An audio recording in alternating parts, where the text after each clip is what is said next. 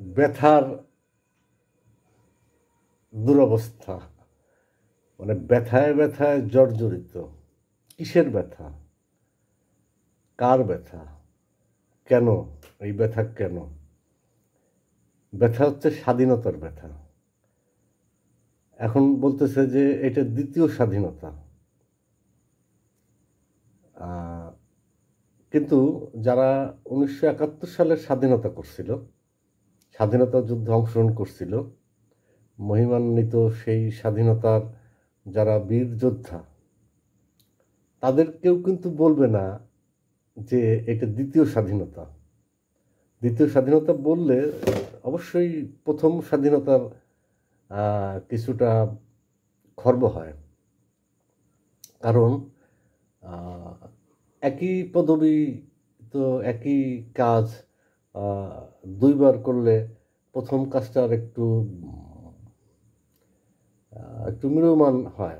যেমন একটা স্কুলে একজন স্ট্যান্ড করছে একটা ছেলে এসএসসিতে, দেখা গেল যে তার 10 বছর পরে আরেকজন স্ট্যান্ড করছে, মানে খুব ভালো রেজাল্ট করছে। তাহলে এক্ষেত্রে হবে যে যে প্রথম রেজাল্ট যার ভালো ছিল, যে প্রথম স্ট্যান্ড করছিল, তার কাছে একটু খারাপ লাগবে। এই জন্য এই মুক্তিযুদ্ধটাকে দ্বিতীয় মুক্তিযুদ্ধ অন্তত মুক্তিযোদ্ধারা বলছে না, আমি বলতেছি। আমি এটাকে স্বীকার করি, কারণ আমি এই আন্দোলনের সাথে ছিলাম, মানে সাথে এর সাথে জড়িত ছিলাম। যেহেতু এই আন্দোলনটার উদ্ভব হয়েছে শাহবাগ থেকে, আমি যেহেতু শাহবাগ প্রতিদিন যাই, আমার জীবনের সাথে জড়ায় গেছে শাহবাগ। এমনকি আমার নাম যে অনিক শাহ, এই শাহ শব্দটা আমি শাহবাগ থেকেই নিছি। তো এই জন্য এটার প্রতি আমার মায়া, এটার প্রতি আমার দরদ, এটার প্রতি আমার সমর্থন এটি আছে। আর যে আন্দোলনটা ছিল, এটা ছিল খুব যুক্তিপূর্ণ একটা আন্দোলন। আর যেহেতু ছাত্ররা এই আন্দোলনটা সংগঠিত করছে, তাদের মাস্টার মাইন্ড এখন বেরোচ্ছে, কিংবা তাদের যারা একত্রিত করছে, কিংবা তাদের অনেক আগে একটা মিটিং হয়েছে, একাধিক মিটিং হয়েছে, সেখানে তারা হয়তো দিক নির্দেশনা কিছু পাইলেও পাইতে পারে। এগুলো খুব মানে সঠিকভাবে এটা এক সময় আসবে, এই ইতিহাস এক সময় লেখা হবে।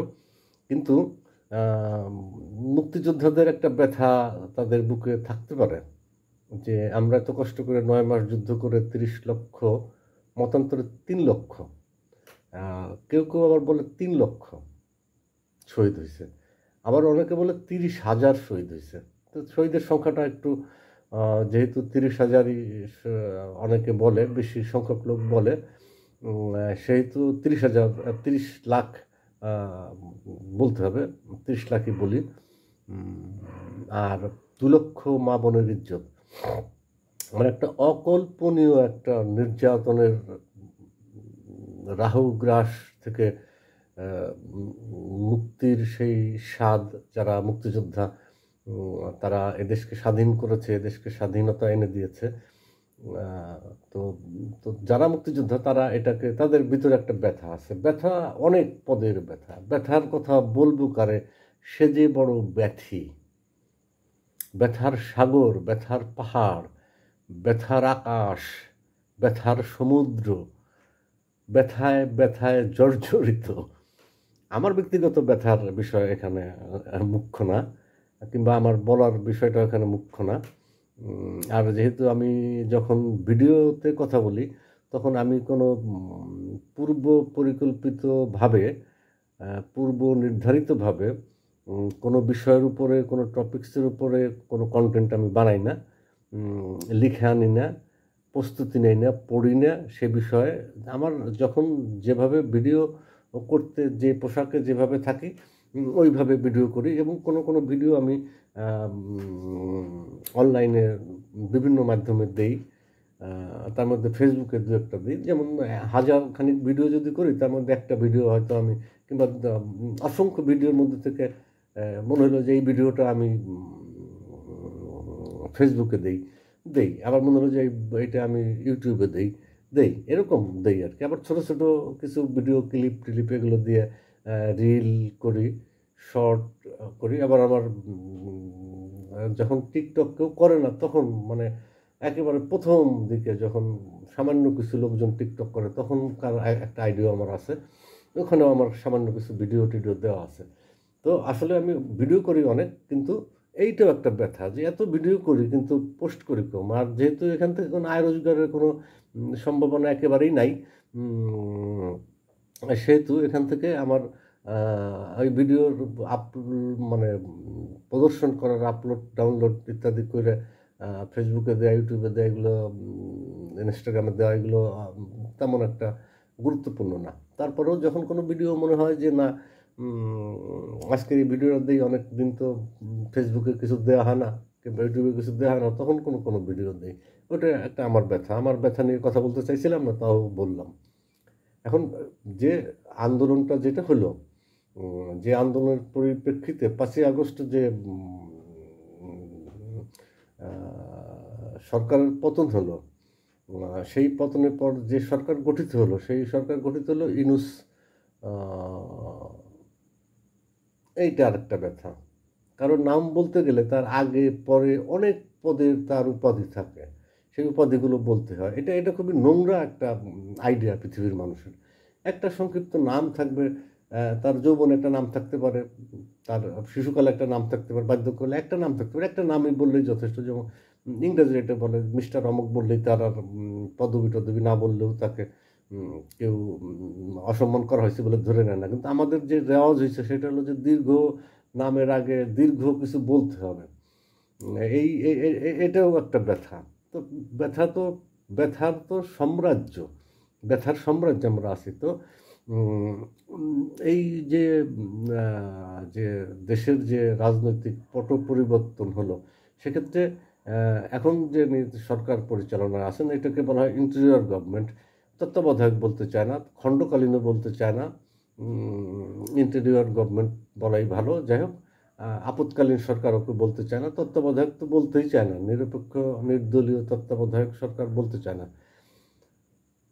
তো এটাও একটা ব্যথা যে তত্ত্বাবধায়ক সরকারের জন্য এত আন্দোলন করা হলে তত্ত্বাবধায়ক সরকার তো আর হলো না। এখন উপদেষ্টাদের নিয়ে প্রধান উপদেষ্টা একজন আর বাদবাকি সব ছোটখাটো উপদেষ্টা, এদের নিয়ে একটা সরকার গঠন করা হয়েছে। এদের প্রধান হচ্ছে ইউনূস।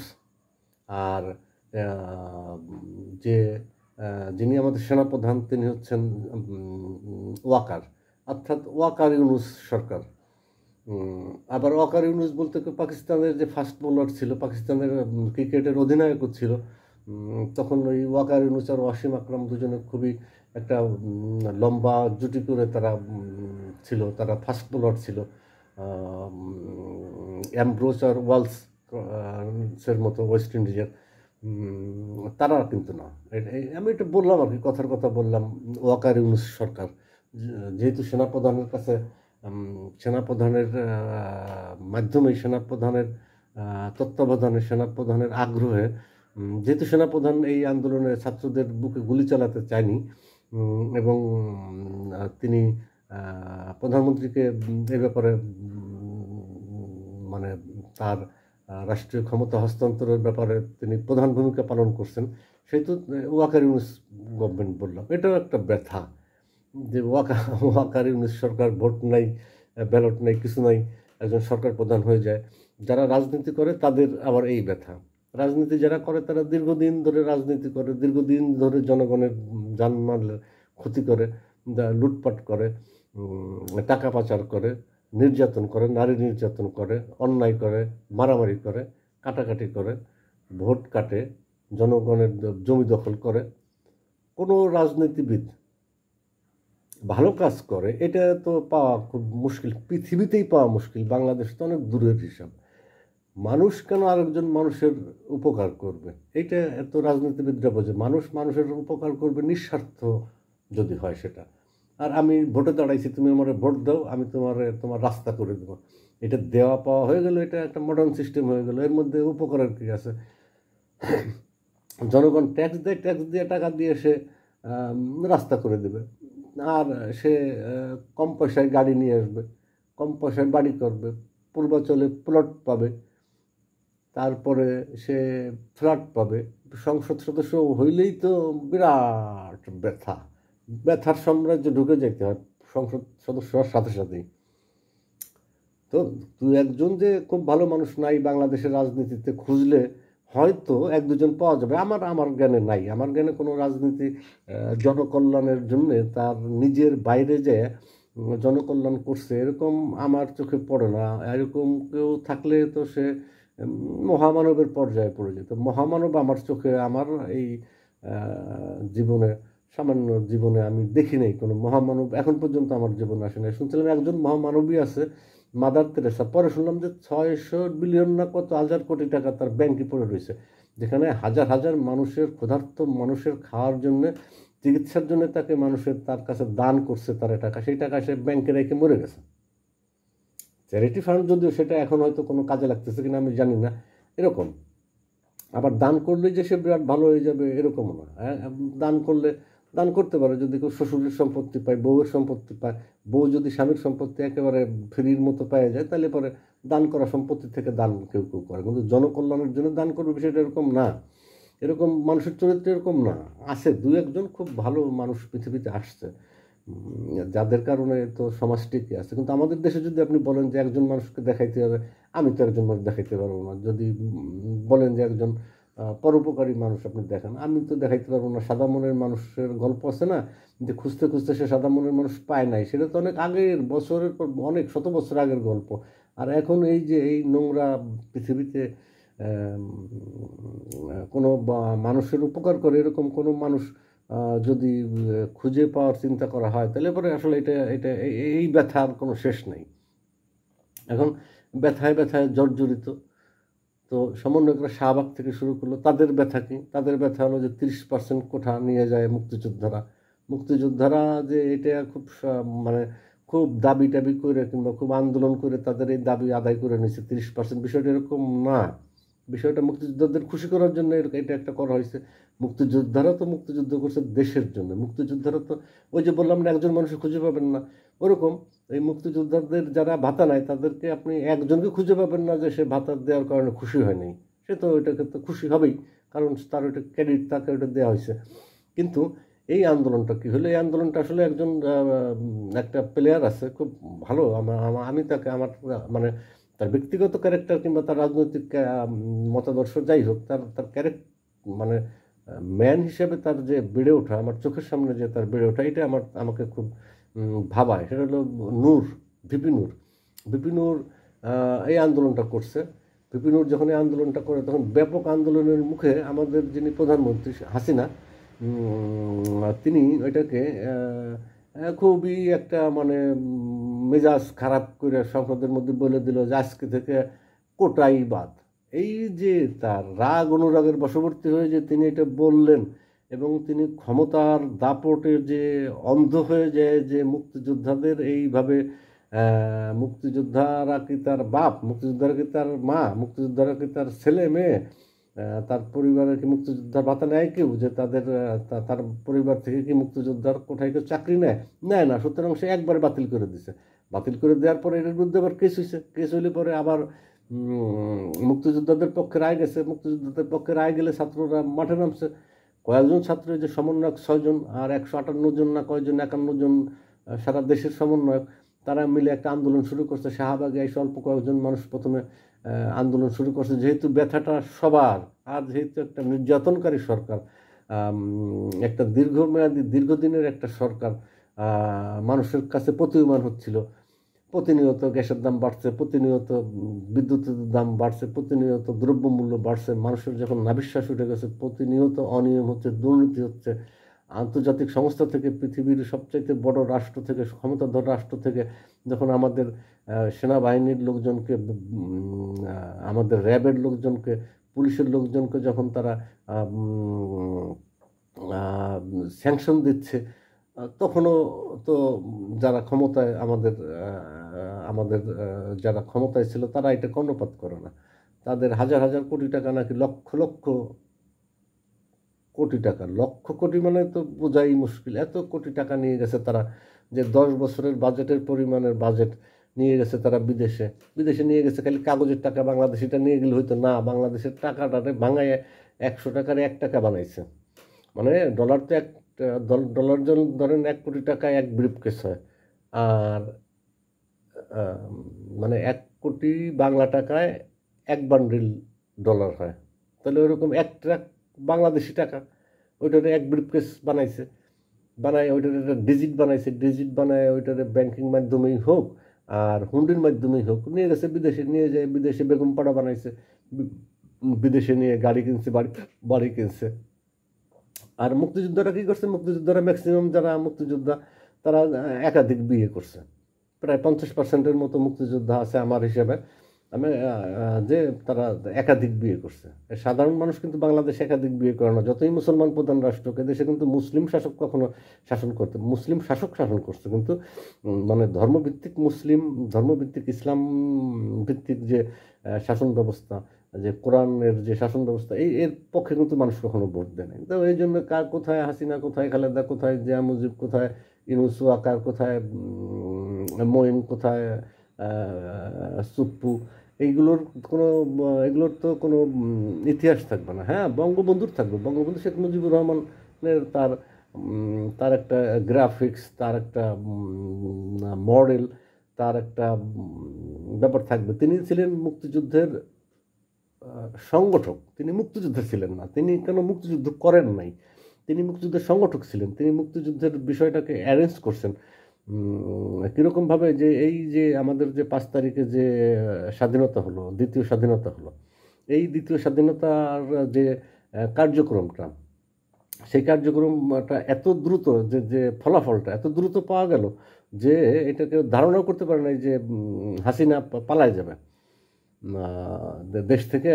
একজন জাতির পিতার কন্যা, সে দীর্ঘদিন শাসন করতেছে যে দেশ, সেই দেশ থেকে একটা ফড়িংয়ের মতো একটা হেলিকপ্টারে সে পলায়ে চলে যাবে তার দেশ থেকে। সে আসলে পলায় নাই, ওই তার কথাই ঠিক, সে বঙ্গবন্ধুর কন্যা পলায় না, তাকে তাড়ায় দেওয়া হয়েছে। সে যদি তাড়ায় না দিত সে যাইতো না, এবং এটাকে পলানো বলা যাবে না, কারণ সে রাতের অন্ধকারেও যায় নাই, কখনোই যায় না। যদি ওয়াকারের সহযোগিতায় সে একটা সেনাবাহিনীর আকাশযানে চড়ে ইন্ডিয়া চলে গেছে, ইন্ডিয়া যাইতেই পারে, সে ইন্ডিয়া সে আগেও ছিল, সে যে বাংলাদেশে যে বাংলাদেশে যে সে ছিল তাও না, মুক্তিযুদ্ধের সময়ও সে গৃহবন্দী ছিল, তার পরবর্তীতে তার বাবাকে যখন মারে তখনও সে বিদেশে ছিল, এবং সে একাধিকবার সে বিদেশ মানে ভ্রমণ পিয়াসী। রাষ্ট্রের টাকা খরচ করে 200-300 জন নিয়ে চার্টার্ড বিমান ভাড়া করে নিয়ে 5-10 মানে কোটি কোটি টাকা খরচ করে বিদেশে ভ্রমণ করতে কে না চায়। আরও তো সে নারী জাতি, নারী পুরুষের এখানে বিষয় না, তো এটা ভ্রমণ বিলাসী জীবনযাপন করছে সে, এটা সঠিক। আর তার ভিতরে যে প্রথম দিকে আমরা তো একেবারে প্রথম থেকেই, আমরা হয়তো বঙ্গবন্ধুকে ওইভাবে দেখিনি, দেখছি, আমি বাস্তবে তাটা দেখছি। আমি তো খুব গর্ব করে বলতাম যে আমি শিশু মুক্তিযোদ্ধা, কারণ মুক্তিযুদ্ধের আমার একটু ভূমিকাও ছিল। এখন আর এটা বলে যে খুব বেশি গর্ববোধ হয় তাও না, আবার কখনো যে সুযোগ পাইলে বলবো না সেটাও না, কিন্তু ওই ব্যথা কি, মুক্তিযুদ্ধের কি ব্যথা, আমার ব্যথা যে আমি মুক্তিযুদ্ধের সময় আমার বয়স কম ছিল। এই যে দ্বিতীয় যে মুক্তিযুদ্ধ হলো, এই মুক্তিযুদ্ধের সময় আবার আমার বয়স প্রায় 60-এর কাছাকাছি, 50-এর বেশি। তো সেই সময় আমি তার সাথে এই সময়ের যে আন্দোলনটা হলো, এই বয়সের বিষয়টা আসার কারণে এই ব্যথাটা একটু বলিনি। আমার বয়স বেশি হওয়ার কারণ হলো কি, ওই ছাত্ররা একটা অহিংস একটা আন্দোলন শুরু করলো, তাদের ব্যথা সংক্রামিত হলো অন্যান্যদের মধ্যে, যারা এই ব্যথায় ব্যথিত তারা একত্রিত হয়ে গেল। কারণ কি, একটা স্বৈরাচারী উপায়ে একটা শাসন ব্যবস্থা চলতেছিল। এটা ভুল না, আমার বাড়ি ফরিদপুরই হোক আর গোপালগঞ্জ হোক, এটা সত্যি কথা, আমরা চোখের সামনেই তো দেখলাম। এটা বিচার ছিল না, ন্যায় বিচার, আইন বিভাগ, বিচার বিভাগ এবং শাসন বিভাগ, এর কোথাও মানে সচিবালয়েও দলীয়করণ, থানায় দলীয়করণ, বিচার বিভাগের দলীয়করণ, থানায় দলীয়করণ, এইরকম দলীয়করণ করতে করতে যায়। আর অর্থনৈতিক ব্যবস্থা তো এরকম, এমনকি আমাদের যে রিজার্ভ ছিল, আমাদের যে আপৎকালীন টাকা পয়সা, আমাদের যে বিদেশের সাথে লেনদেন করার জন্য যে টাকা পয়সা আমরা গুছায় ডলার করে যে আন্তর্জাতিক ব্যাংকে আমরা রাখি, ওই ব্যাংক থেকে টাকা চুরি হয়ে গেছে। টাকা চুরি হয়ে যাওয়ার পরে কে টাকা চুরি করছে, এটা যে একটা কমিশন করছে, এটা একটা তারা যে রিপোর্ট দিচ্ছে, রিপোর্টও প্রকাশ করা নাই। মানুষের একটা দল কিভাবে তার সমর্থন পাবে? এখন আওয়ামী লীগ, যুবলীগ, ছাত্রলীগের বা আরেকটা ব্যাপার আছে। ছাত্রলীগ অনেক মানুষই করছে, যেমন বর্তমান যে জামায়াতের আমির, উনি কিন্তু ছাত্রলীগ করা মানুষ, ডাক্তার শফিকুর রহমান নাকি নাম যেন, উনি কিন্তু জাসদ ছাত্রলীগ করা মানুষ। জাসদ কিন্তু মানে আওয়ামী লীগ ভেঙে কিন্তু জাসদ, তো ওরকম আর কি। তো ওই যে ব্যথা, উনি উনি এক একজনের এক এক ব্যথা। ওই যে জামাত ইসলামের আমিরের ব্যথা হলো তার চুল পাকা বুড়ুও পাকা, বয়স 70 হয় নাই, কিন্তু চুলও পাকা বুড়ুও পাকা। এখন একজন সুস্থ সবল মানুষ, তারা যদি কেউ বুড়ো মানুষ কয়, এই জন্য সে বলছে যে দয়া করে আমাকে কেউ বুইড়া বলবেন না। না বলারও কারণ আছে, কারণ তার ইয়াং থাকতে ভালো লাগে, ইয়াং ইয়াং হিসাবে নিজেকে প্রতিষ্ঠিত করতে ভালো লাগে। ওই রবীন্দ্রনাথের ওই ফর্মুলা সে বিশ্বাস করে যে বয়স তো শুধু হাতে গুণে হবে না, বয়স তো আসলে মনে। তো এই সমস্ত কারণে সে আবার আরবি শিক্ষায় কোনো শিক্ষিত লোক না, সে স্কুল কলেজে পড়ে জামাত ইসলামের আমিরের কথা বলতেছিলাম, ওইটা ব্যথা, ওই ব্যথা তার ব্যথা, তার সে নিয়ে থাকবে। অনেকে মনে করতেছে জামাত ইসলাম হয়তো আগামীতে ক্ষমতায় আসবে, কারণ জামাত ইসলাম ক্ষমতা আসলে সুবিধা আমেরিকার। এখানে তারা অনেক স্যাংশন দেবে, বিভিন্ন দেশ থেকে তাদের স্যাংশন দেবে। জামাত ইসলাম ক্ষমতা আসলে আল্লাহর আইন, কোরআনের আইন কায়েম করার চেষ্টা করবে। যদি এটা ভুয়া, তাদের কোনো আইডিওলজি যেটা আছে, এই আইডিওলজি কখনো এটা প্রতিষ্ঠিত হয় না। কারণ আমি যতটুকু জানি, আল্লাহ নবীর তো কোনো টাকা পয়সা ছিল না, আল্লাহ নবীর ওই কোনো রাষ্ট্রীয় ব্যবস্থা ছিল না, তাদেরকে পাহারা দিতে আনসারের ছিল, তাদের পুলিশ বাহিনী ছিল না, তাদের কোনো রেজিস্টার্ড টাকা পয়সা ছিল না, মানে মুদ্রা ব্যবস্থা ছিল না। মানে বিভিন্ন কারণেই সে রাষ্ট্রীয় ব্যবস্থাটা ইসলামে ওইভাবে কীভাবে করতে বলা হয়েছে, তারা সেভাবে করতে চাবে, এটা লেজে গোবরে করবে। লেজে গোবরে করার সাথে সাথেই আমেরিকা সুযোগ পাবে, বিভিন্ন ধরনের স্যাংশন দেবে। এই সরকার সরাইতে খুব সহজ হলে পরে একটা মারামারি হবে, একটা দীর্ঘমেয়াদী অর্থনৈতিক চাপের মধ্যে পড়বে বাংলাদেশ। তখন আরও ঋণ আনবে, আরও নষ্ট হবে। তখন তো আর ওয়াকার ইউনুস থাকবে না, তখন আবার অন্য ইউনুস আসবে। আর বর্তমান যারা ছাত্র আছে, এই যে এক ডাক দিলেই অনেক ছাত্র এসে যায়, এই গ্রুপের যে 158 জন আছে, তাদের অনেকেই 1-2 বছরের মধ্যে ছাত্রত্ব হারাবে, মানে তারা হয় পাশ করে যাবে, নাহলে চাকরিতে ঢুকবে। বিভিন্ন কারণেই তাদের তাদের পজিশনে তারা চলে যাবে, ছাত্র থাকবে না। ছাত্র সবসময় ছাত্র থাকে না, এটা খুবই খণ্ডকালীন একটা ব্যাপার। ছাত্রদের ব্যথা ওইটা। ছাত্রদের ব্যথার থেকে ব্যথায় ব্যথিত যারা ছিল, এই যে যারা নির্যাতনের নিপীড়নের শিকার, এই 13-14 বছর সরকার একটানা ক্ষমতায়, এই ক্ষমতার মধ্যে বিএনপি, জামাত ইসলামের বড় বড় আমির যারা ছিল, যারা ছিল, তাদেরকে ফাঁসি দিয়ে দিছে। এমনকি দিলওয়ার হোসেন সাঈদ, দেলো ডাকাত বলা হয় যাকে, সে প্রমাণ করে দিছে যে সে দেলো ডাকাত না। তার যে শুকুরঞ্জন বালি, তার যে সাক্ষী ছিল, সে সাক্ষী দেয় নাই। বিভিন্ন ধরনের আন্তর্জাতিক অপরাধ ট্রাইব্যুনাল তো একেবারে পচা একটা ট্রাইব্যুনাল ছিল, মানে বিচার ব্যবস্থাকে অবিশ্বাস্য রকমের মানুষের মানে বিশ্বাসের কোনো জায়গাই ছিল না।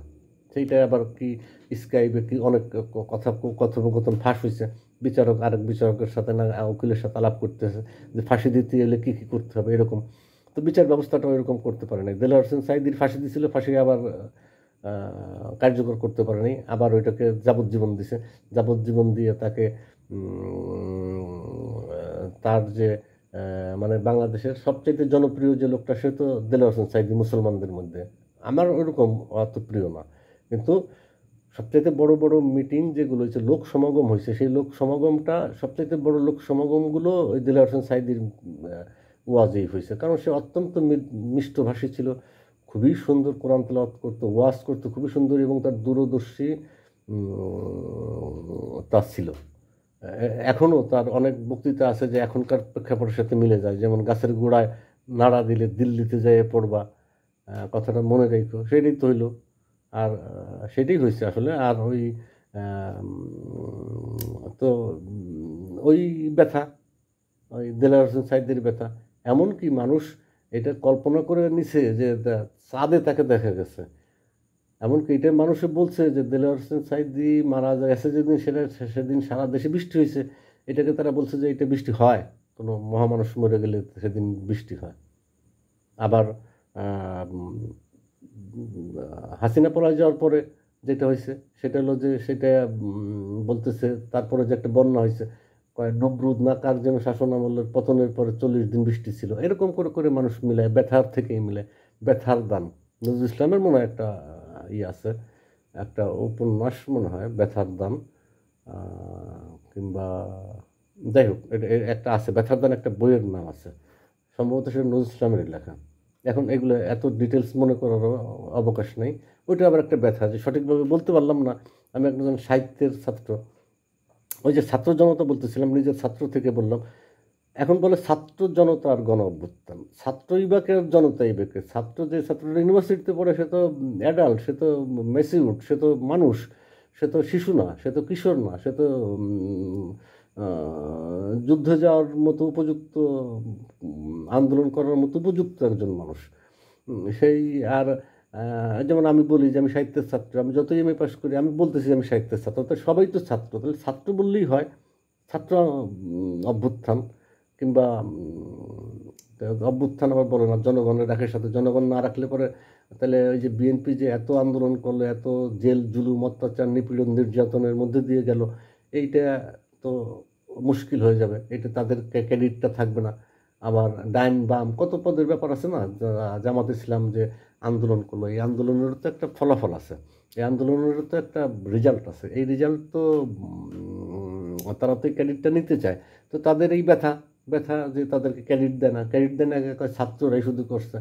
আবার ছাত্রদের মধ্যে দেখা গেল যে একজনও হিন্দু নাই, হিন্দুদের এটা ব্যথা।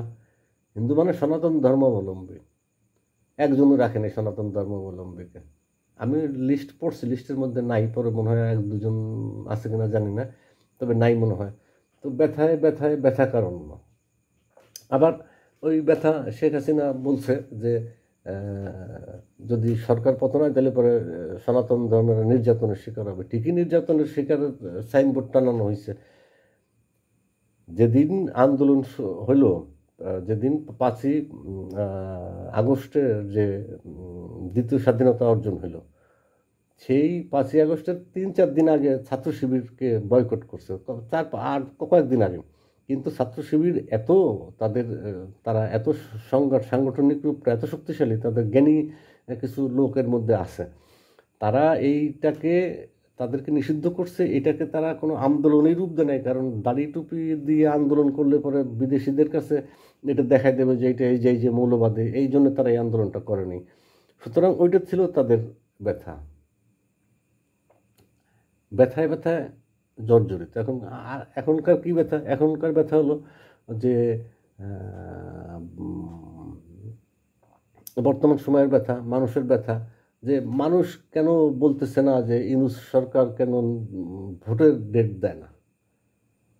কোনো রাজনৈতিক দলই চাপ দিতেছে না, কিন্তু যারা 2-1 জন যারা আছে, পলায় টলায় যারা ভিডিও করে ভিডিও করে দেয়, তারা বলতেছে যে কী হয়েছে, কয় যে নির্বাচন দিবে না, নির্বাচন দিবে অনেক পরে, সংস্কারের কথা বলে বলে অনেক দিন ক্ষমতায় থাকবে। কেন ক্ষমতায় থাকবে? ইউনূসের কি টাকা পয়সার অভাব যে তারা দীর্ঘদিন ক্ষমতায় থাকবে? তাদের তো টাকা পয়সার অভাব ছিল না, তার ইউনূসের নামে ছিল অনেকগুলো মামলা ছিল ইউনূসের নামে। তার মানে আর 1 মাস টাইম পাইলে, আওয়ামী লীগ সরকার 1 মাস টাইম পেলে ইউনূসকে অলরেডি জুলাই দিত, জুলাই না দিলেও অন্তত জেলে বন্দি করে ফেলতো।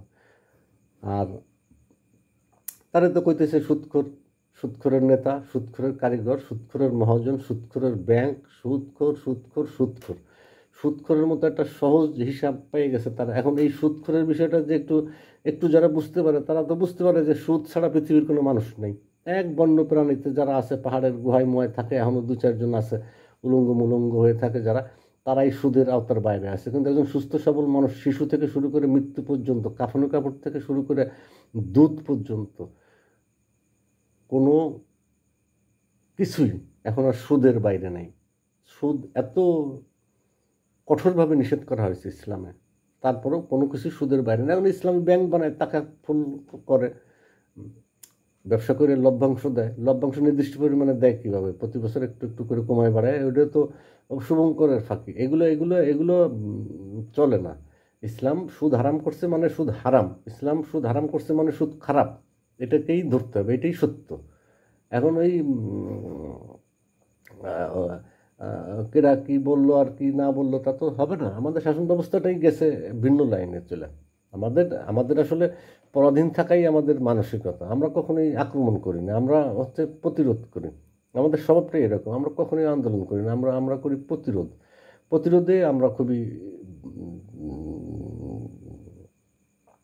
উস্তাদ, প্রতিরোধেই আমরা খুব উস্তাদ। আর প্রতিরোধের উস্তাদের কারণে আমাদের হাসিনা সরকার মনে করছিল যে ছাত্র যতই আন্দোলন করুক, তার বিভিন্ন ধরনের বাহিনী আছে, এই বিএসএফ আছে, তারপরে আর্মি আছে, র্যাব আছে, পুলিশ আছে, তারপরে বিজিবি আছে, আনসার আছে, চৌকিদার আছে, দফাদার আছে, পুলিশ আছে, এগুলো মিলে অনেক প্রতিরোধ ঠেকানোর একটা পদ্ধতি ছিল। এবং সেই জন্যই বলতো যে বঙ্গবন্ধুর কন্যা পালায় না। সে তো পালায় নাই আসলে, তা এখন ব্যথাটা তো ওইখানেই।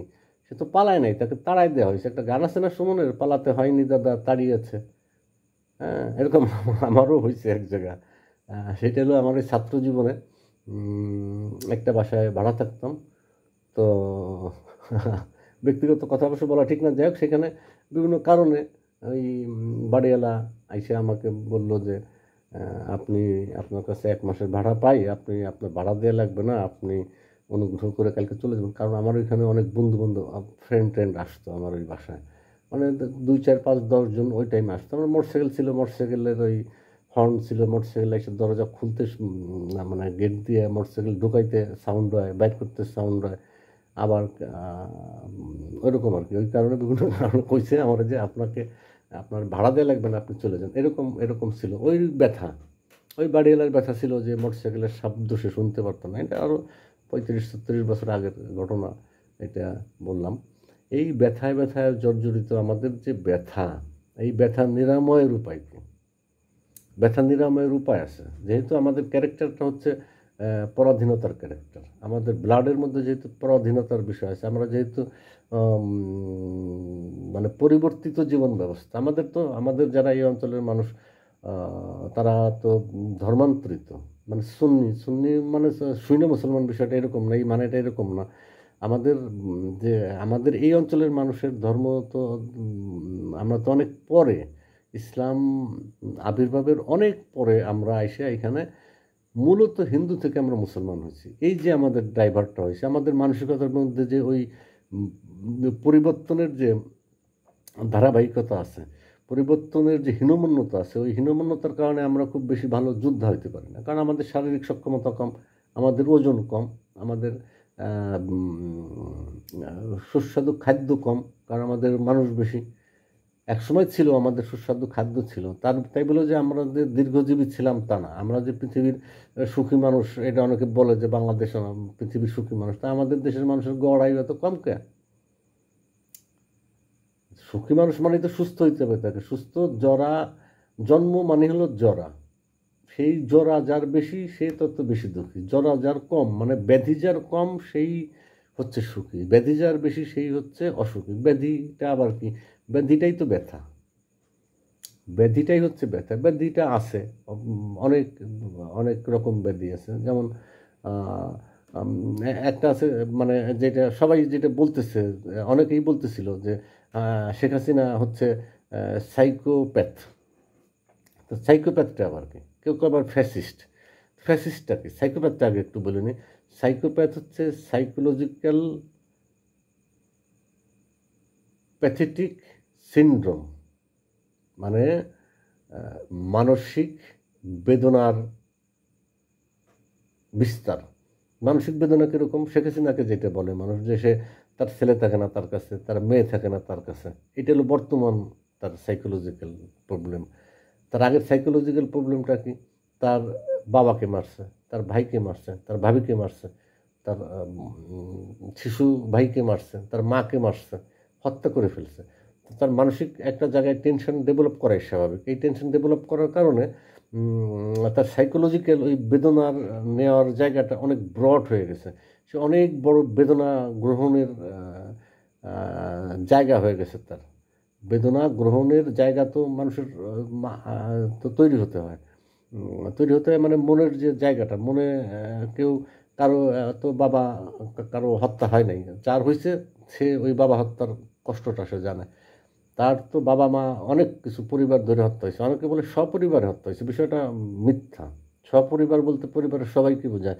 শেখ হাসিনা রেহানা তো হত্যা হয় নাই, সুতরাং তারা সপরিবারে হত্যা হয়নি, মানে প্রায় সপরিবারে হত্যা করছে প্রায়। তখন উপস্থিত যারা ছিল, উপস্থিত সপরিবারে তারা হত্যা হয়েছে, অনুপস্থিত যারা ছিল তারা বেঁচে গেছে।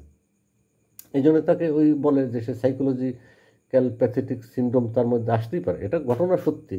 এবং তার যে কার্যক্রমটা দেখা গেছে, তারে আমরা অকণ্ঠ সমর্থন দিতাম, কারণ আমাদের যৌবনের কিশোর বয়স থেকে সে রাজনীতিতে আসছে।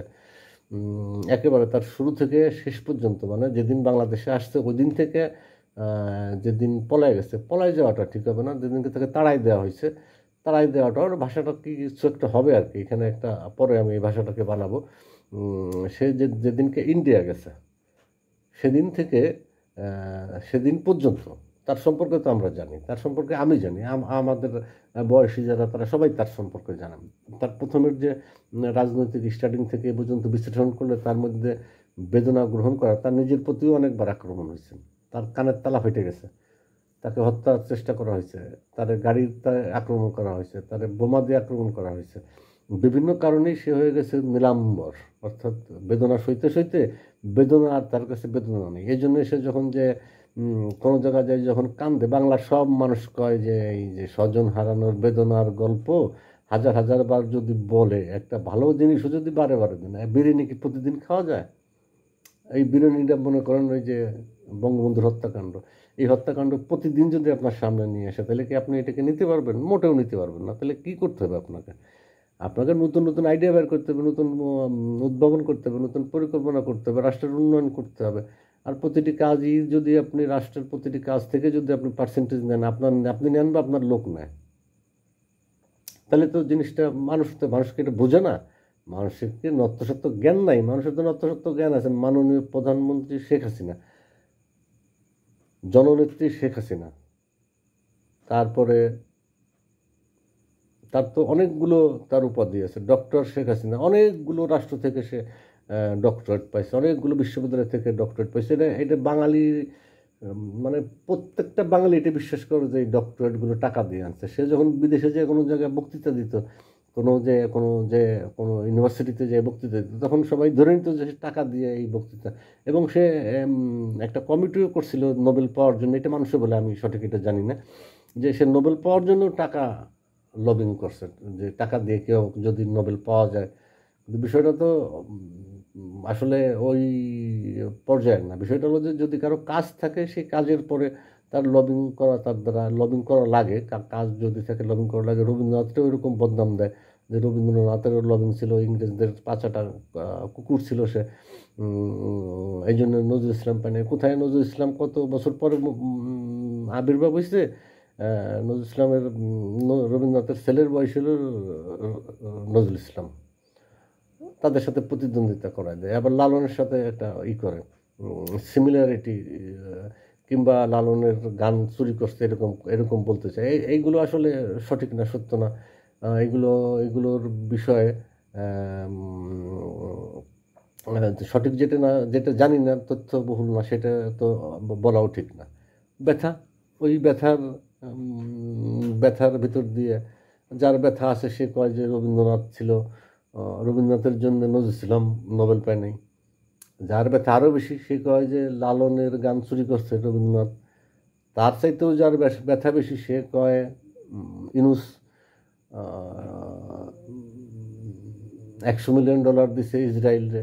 তার চাইতেও যার ব্যথা বেশি সে কয় যে গ্রামীণ ফোন দিয়ে দিছে ইহুদিদের।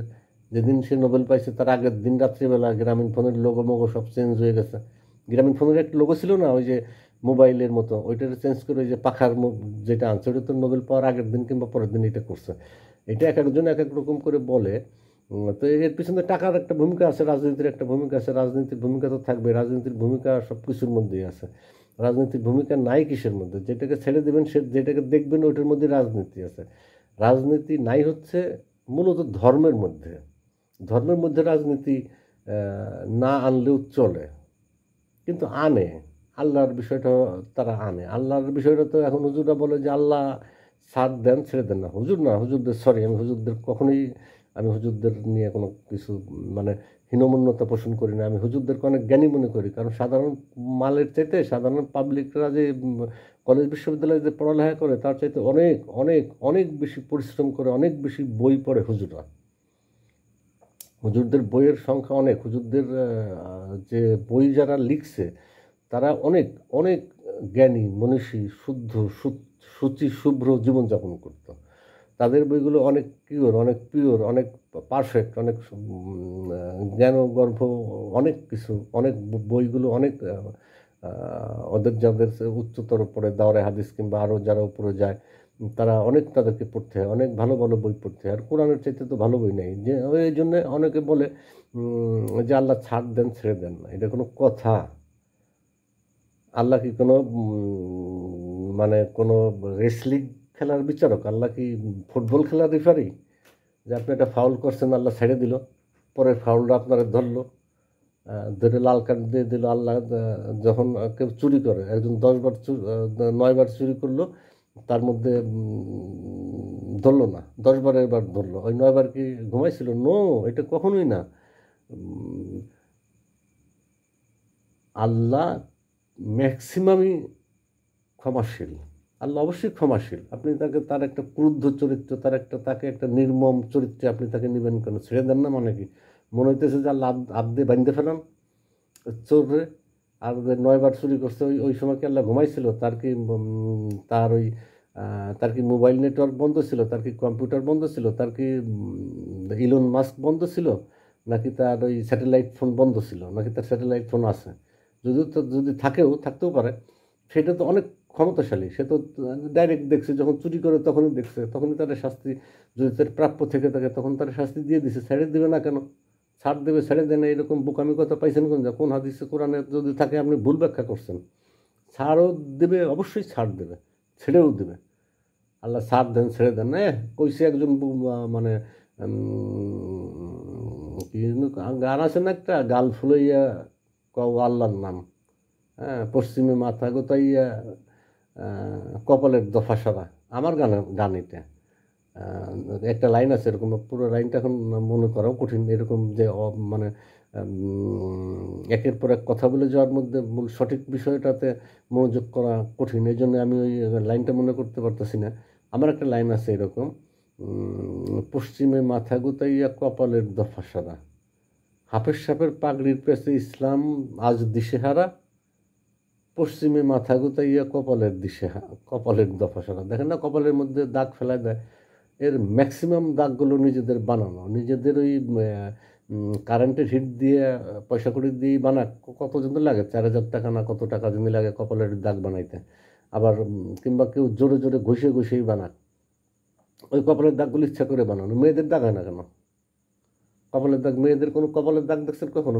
মেয়েরাই সবচাইতে বেশি নামাজ পড়ে। পৃথিবীর উন্নয়নের ধারক, সততার ধারক, মানে মানুষ বলতে তো মেয়েদেরকেই বোঝায়। মানুষ বানায় মানুষ, যে মানুষ বানায় সেই তো মহামানব, সেই তো নারী জাতি।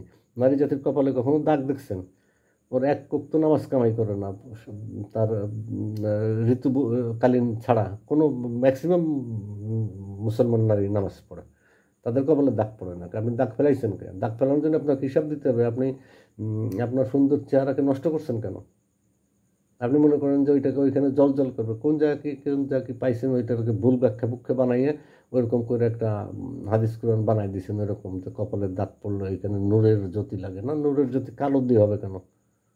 আপনার কপালে যে কালো দাগ ফেলাইছেন ওটা নূরের জ্যোতি হবে কেন? এটা সোনার রং দিয়ে রং হয় না কেন? নামাজ পড়তে পড়তে যদি এতই আপনার ওইখানে যদি সৌন্দর্য প্রকাশিত হইতো, তাহলে তো ওইখানে স্বর্ণের রঙের দাগ হইতো, কিন্তু আপনার কালো রং হইলে ওটা আরও ফর্সা হইতো। তা তো হয় না। আপনি দাগ ফেলাই দিয়েছেন, আপনি নামাজ পড়েন না। যাই হোক, ওইটা হইতে পারে, নামাজের দাগ হইতেও পারে। একটা দীর্ঘ সময় একটা জায়গায় সেজদা দিতে দিতে 20-25 বার ওই মাথা মিশানোর কারণে সামান্য দাগ পড়তে পারে, কিন্তু যাদের কপালের দাগ দেখে খারাপ লাগে তাদের কেন ভালো হবে? মানুষ যদি একজনের কপালের দাগ দেখে ভালো না লাগে, তাহলে পরে বুঝতে হবে যে ওই দাগের মধ্যে সমস্যা আছে, ওই দাগের মধ্যে সমস্যা আছে। এই জন্যই বললাম যে আল্লাহ তার ঘুমাই থাকে না, যে আল্লাহ আপনাকে ছাড় দেবে, ছেড়ে দেবে না। এটা কী ধরনের বোকামিপূর্ণ কথা! একজন বলছে খুব ওয়াজের মধ্যে, সে তার হয়তো একসময় বলে ফেলছে, এক ধরনের অনুবাদের উপর নির্ভর করে একসময় বলে ফেলছে, ওইটাকে আপনি একেবারে গ্রহণযোগ্য আকারে বানাইয়া ওইটাকে আল্লাহকে একটা নির্মম, নিষ্ঠুর, নিপীড়ক, একজন কঠোর, কঠিন একটা মানে যে ক্ষমা করতে পারে না, যে শুধু আম, মানুষকে কষ্ট দিতে পারে, এরকম একটা চরিত্রে আপনি আল্লাহকে উপস্থাপন করলে ঠিক হবে? আল্লাহ হচ্ছে ক্ষমা বলতে যেটা বোঝায়, এটা মানুষের ক্ষমার কতটুকু পাওয়ার আছে? একটা সারা পৃথিবীর বালুর একটা কণিকা যদি মানুষের মধ্যে থাকে, সারা পৃথিবীর পরিমাণ সমান ক্ষমার দৃষ্টি আছে আল্লাহ। আল্লাহ ক্ষমা করেই দিবে একটা টাইমে, সর্বশেষ একটা টাইমে ক্ষমাই করে দেবে, এবং একটা টাইমে মানে এটা মতটা আমি জানি না কোরআন হাদিসের হিসাবে কি বলে, তবে আমি যেটা বলি এটা কোরআন হাদিসের সাথে মিলে, কারণ কোরআন হাদিসে বলার ব্যাপারে আমি কোরআন হাদিসের ব্যাপারে আমার স্টেক হোল্ডার আমি, কারণ আমি বলতে পারি কোরআন হাদিস নিয়ে, আমি ব্যাপক পড়ালেখা করছি কোরআন হাদিস নিয়ে। আর আপনি ম্যাট্রিকে কত নম্বর পাইছেন ইসলামী শিক্ষা? আমি লেটার মার্কস পাইছি। যারা আমার সাথে ম্যাট্রিক পাস করছে তাদের কাছে শুনে দেখবেন, নাহলে পরে আমি তো মিথ্যা কথা বলি না কখনো, এটা সবাই জানে। তো এই জন্য আমি লেটার মার্কস পাওয়া, আমি যদিও কোরআনের ওইভাবে আমি কখনো করি না, আমি উল্লেখ করি না, কারণ উল্লেখ করলে সঠিকটা করতে হয়, সঠিকটা একেবারে নির্ভুল হয় না বলেই আমি ওইটাকে করি না। তারপরেও আমার কাছে মনে হয় যে আল্লাহ ক্ষমাশীল, আল্লাহ ক্ষমাই করে দেবে, এবং একটা পর্যায়ে সকল মানুষই বেহেশতে যাবে। আর যে মানুষটা বেহেশতে যাবে মানে সে মানুষের এমন করে তৈরি করা হয়েছে যে তার তো চাহিদার কোনো শেষ নেই। একটা মানুষকে যদি পৃথিবীতে আপনি কমপক্ষে 70-72টা নারীর সাথে তাকে সঙ্গম করতে দেন, তাহলে পরে তার মন ভরবে। একটা মানুষকে যদি পৃথিবীর এই যে বেনজিরের এত সম্পত্তি, এই যে কী কয় হাসান মাহমুদ না কি, তারপরে সালমান এফ রহমানরা, এত হাজার হাজার হাজার হাজার কোটি কোটি টাকা তাদের তাও মন ভরে না কেন? তাদের মন ভরতো যদি পৃথিবীর সমান এরকম 10টা পৃথিবী তাকে দেওয়া হতো। এই জন্যই হয়তো আল্লাহ হিসাব নিকাশ ক্যালকুলেশন করে দেখছে যে বেহেশতে যে যখন সে যাবে তখন যদি তাকে 10টা পৃথিবীর সমান পৃথিবী দেওয়া হয়, সবচেয়ে ছোট যে বেহেশত, তাহলে পরে তার মন ভরবে, তখন তার মন ভরবে। এইভাবে আল্লাহ, এই জন্য আল্লাহকে এইভাবে দুর্মুখ, নিপীড়ক, নির্যাতনকারী, অত্যাচারী, কঠোর, ক্ষমাহীন ক্যারেক্টার আল্লাহর না। আল্লাহ ছেড়েও দেয়, আল্লাহ ছাড়ও দেয়। কথাটা হবে আল্লাহ ছেড়ে দেয়, আল্লাহ ছাড়ও দেয়। আর আপনারা কি বলেন আল্লাহ ছাড় দেয়, ছেড়ে দেন না? আল্লাহর ছেড়ে দেওয়া না দেওয়ার মধ্যে কি আছে? আল্লাহ আবার ছেড়ে দেবে, না ছেড়ে দেয় কখন? আল্লাহ কি তখন ঘুমায় থাকে? তখন কি ওই যে যে দুই কান্দের যে ফেরেশতা দুজন আছে, তারা কি ঘুমায় যায়? যে তারা তার চোরের কিংবা অন্যায়কারী, নির্যাতনকারীর হিসাব লিখতে পারে না, এই জন্য তার শাস্তি হয় না?